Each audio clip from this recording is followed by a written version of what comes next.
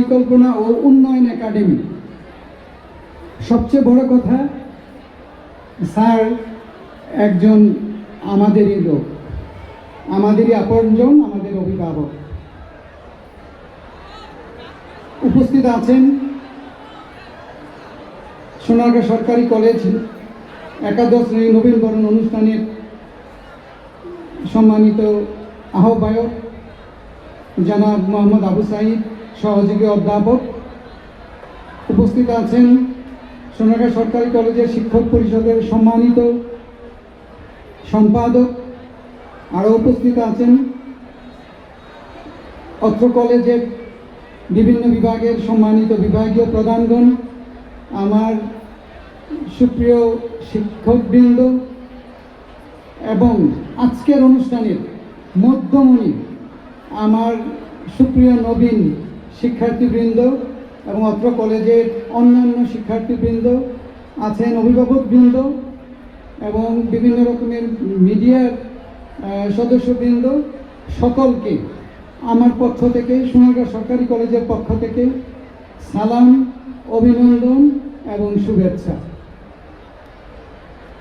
আসলে সভাপতি বক্তব্য তেমন একটা কিছু থাকে না, আমাদের কাজ হলো সবাইকে ধন্যবাদ জানানো এবং কৃতজ্ঞতা জানানো।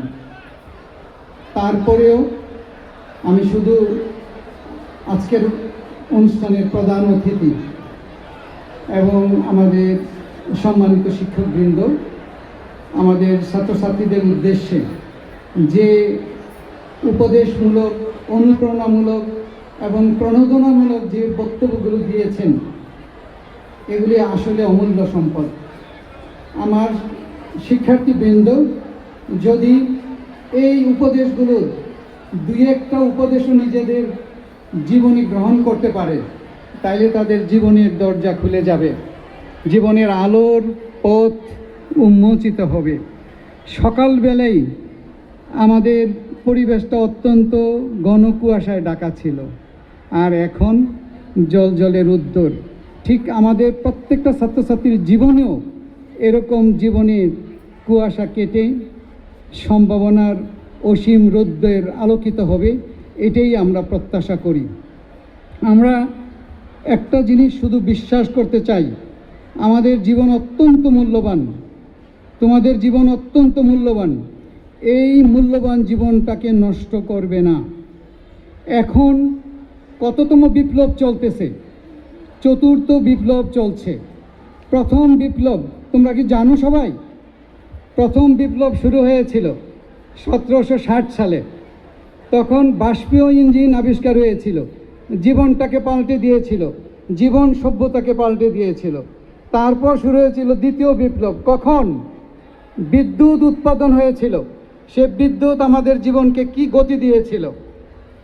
তৃতীয় বিপ্লব শুরু হয়েছিল 1960-এর দশকে, কম্পিউটার যখন আবিষ্কার হয়েছিল। এখন কোন বিপ্লব চলছে? এখন চতুর্থ বিপ্লব চলতেছে। এখন আমাদের রোবোটিক সিস্টেম চালু হয়েছে। মানুষের কাজ, মানুষের মেধা রোবট করে দিচ্ছে মানুষের মেধার সমন্বয়ে। তো সুতরাং আমরা যে সভ্যতায় বাস করছি, সেখানে তোমরা চিন্তা করো যে আমাদের অবদান কতটুকু। এই উপমহাদেশের মধ্যে কিন্তু সেই তেমন একটা নেই। গোটা ইউরোপ এক একটা রাষ্ট্রে বসবাস করে কয়েক লক্ষ লোক, অত ম্যাক্সিমাম কয়েক কোটি।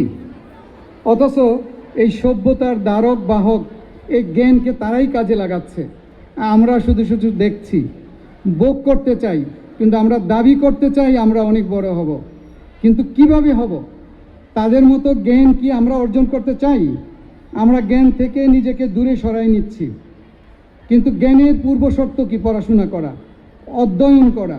তাই আমি বিশ্বাস করি যে আমাদের যে প্রজন্ম, তোমরা সেই দায়িত্ব নিতে পারো। সেই দায়িত্ব যদি নিতে চাও, আমাদেরকে পড়াশোনায় মনোনিবেশ করতে হবে, জ্ঞানকে ধারণ করতে হবে, জ্ঞানী হওয়ার জন্য নিজেকে তৈরি করতে হবে।